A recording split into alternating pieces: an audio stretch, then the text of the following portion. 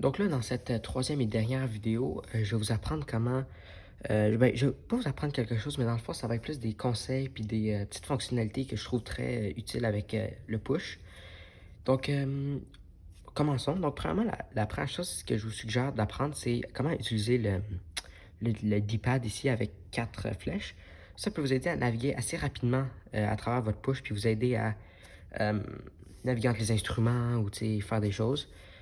Aussi, vous pouvez toucher vos pitons, puis ça va reconnaître que vous le touchez. Donc, c'est important si vous voulez savoir la valeur de quelque chose, vous voulez faire un petit ajustement, ça, c'est assez intéressant.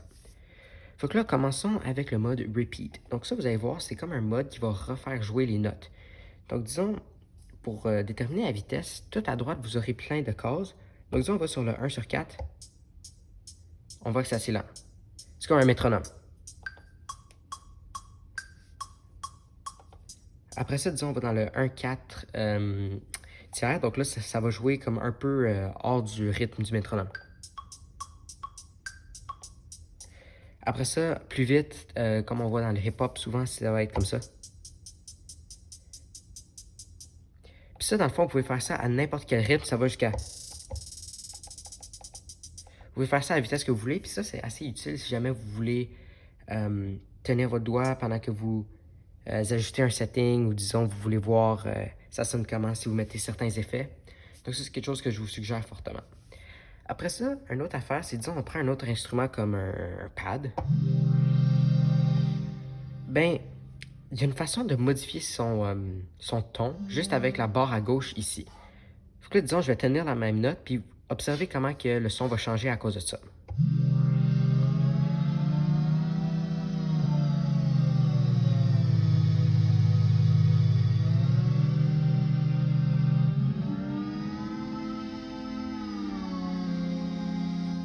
Fait que ça pourrait être vraiment intéressant si vous voulez faire comme des sons un peu plus épeurants, si vous devez faire disons un truc de film, vous devez faire le son d'un film, vous pouvez faire comme quand quelque chose arrive, je sais pas, juste des idées. Fait que ça peut être intéressant parce que ça modifie le pitch des notes. Dernier petit conseil que je vous donne, c'est souvent quand vous aurez un instrument, il y aura une section qui s'appelle Filter Résonance et la fréquence des filtres, donc Filter 1, Filter 2. Ce que je vous suggère, c'est vraiment de jouer avec ça. Parce que ça peut vraiment changer le son, puis ça peut vous donner des nouvelles idées, comme disons, je monte la résonance au max, je monte le filtre au max, puis là, je descends pendant que je joue.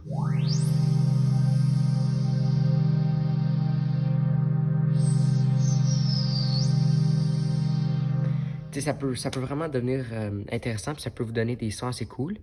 Quelque chose d'autre aussi qui est bon à savoir, c'est que des fois, des sons, ils auront du reverb et du delay déjà inclus. Donc, utilisez-le, comme du delay, ça fait... Vous voyez, comme je suis parti d'un son très normal, puis là, je suis arrivé à un son assez particulier. Donc, les possibilités sont... ils n'ont pas de fin. Donc, amusez-vous avec le push. J'espère que vous aurez du plaisir, puis on se reverra pour un autre module. Ciao!